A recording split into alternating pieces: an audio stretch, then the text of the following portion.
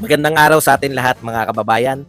Dito na naman tayo sa another episode ng ating vlogs. Pag-uusapan natin ngayon, ito po no, mukhang ang sentro po ng atake bukod sa mga Duterte ay ito pong si Senator Amy Marcos no. Nagtataka ko naturingang mga BBM vloggers, naturingang mga loyalista. Hindi pala, nagki-claim sila na mga loyalista sila. Nakakalimutan po yata nila yung firstborn ng ni Apo Marcos, Apo Lakay Marcos ay si Senator Amy. At wala po akong nakita, no? Ako, real talk tayo. Kaya nga duda kaming mga Duterte sa mga ginagawa ni Senator Amy. Wala kasi kami nakita na yung kanyang kapatid ay talagang tinira niya, no? Alam mo na. Kaya takanta-taka talaga ako dito sa mga BBM vloggers. Bakit yung sinisentruhan si Senator Amy? Kasi hodang nito ay dugot laman, no? Dugot laman 'yan. Tapos yung intention niya, 'di ba? Sinasabi niya na siya po ay talagang Marcos para po sa pamilya niya ibangon yung pangalan ng mga Marcos. Yan po mga pag-uusapan natin, pero bago yan, kung bago ka pa lang dito sa ating channel, mag-subscribe ka na. Dahil ito lang ang tayong channel na may kinikilingan, may pinapanigan. Una sa balita, huli sa impormasyon, kaya ano pang hinihintay nyo? Pindot na. Okay, pag-usapan po natin, no? Alam po ninyo, ito po, ang dami pong pangyayari, no? Yung latest nga po, yung sa AKAP. Takantaka po ako, imbis na po, sa normalidad po, dapat natutuwa tong mga Marcos vloggers kung mayroon po nakakapaglantad ng mga katiwalian sa gobyerno, di po ba? Normal lang ba sa inyo na mag-insert yung mga congressman? Okay lang sa inyo na sila ay nag-i-insert ng mga budget? Sa tingin ninyo, hindi po yun, wala pong mali doon? Na ang kinakantsawan pa po, no? Ito usap-usap lang tayo kasi weekends ngayon eh. Kwentuhan lang po tayo sa mga nangyari ng mga nagdaan, no?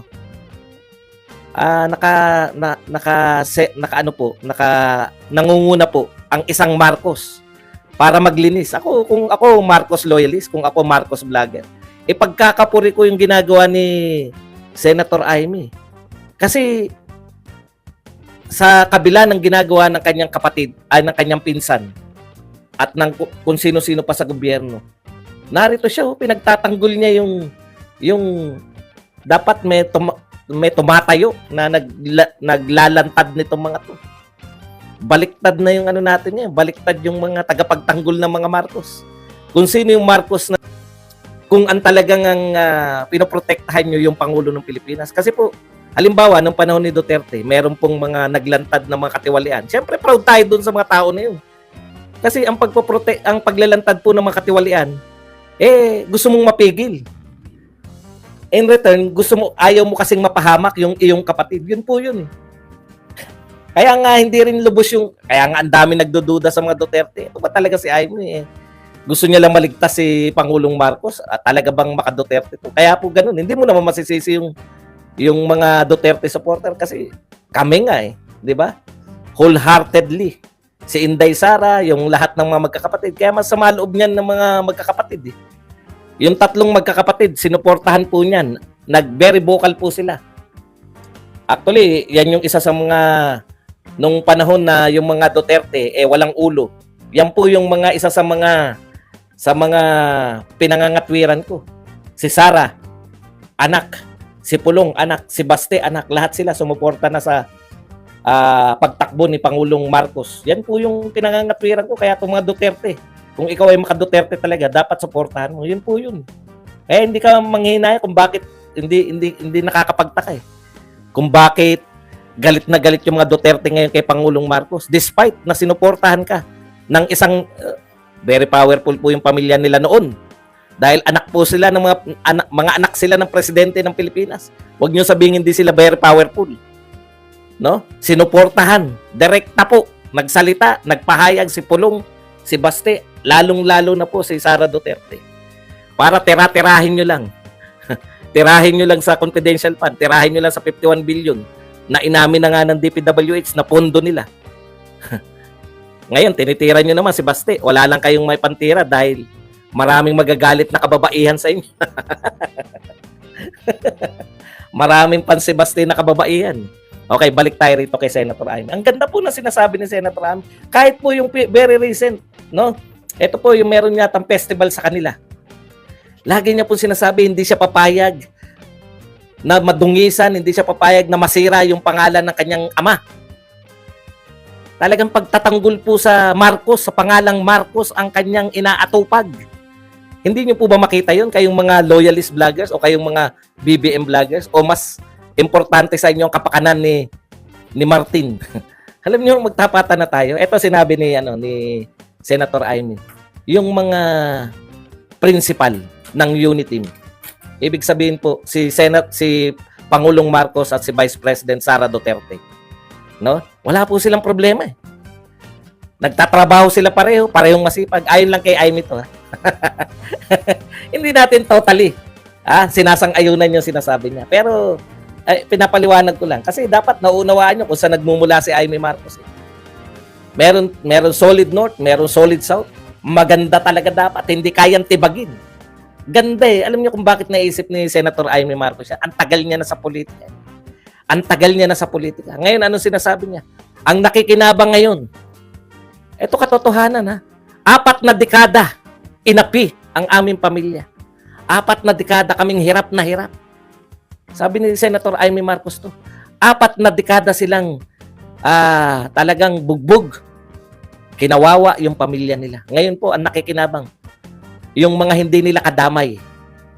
Yung mga taong yung iba nga, yan pa yung mga nang-api sa pamilya nila. Sila ngayon na nakikinabang sa presidency ni Pangulong Marcos. Yan ba hindi ba pagliligtas sa kapatid yan?